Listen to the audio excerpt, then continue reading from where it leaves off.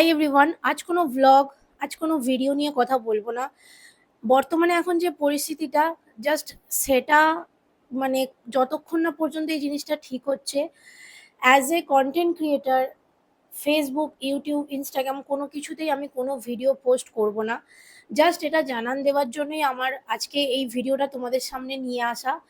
প্রথমত হচ্ছে ইন্ডিয়া পাকিস্তানের মধ্যে এখন যে জিনিসটা হচ্ছে সেটা ছাড়া কোনো কিছু জিনিস এখন করাটাতে আমি স্বাচ্ছন্দ্য বোধ করছি না।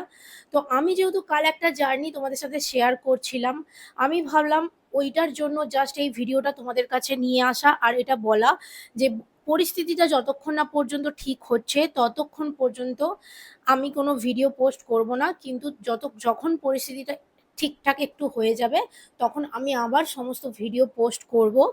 আর জাস্ট এটা বলার জন্যই আসা।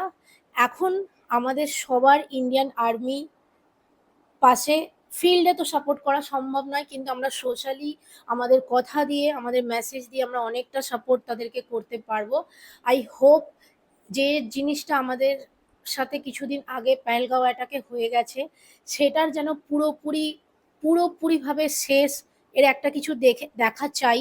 এটাই আমাদের এখন লক্ষ্য হওয়া উচিত। জাতি, ধর্ম, বর্ণ নির্বিশেষে কোনোদিনই আমাদের ইন্ডিয়া কোনো কিছু ভাবেনি, কিন্তু যাদেরকে এটা ভাবাতে বাধ্য করা হয়েছে সেই জিনিসটা থেকে বর্তমানে বেরিয়ে আসার জন্যই এই পদক্ষেপ।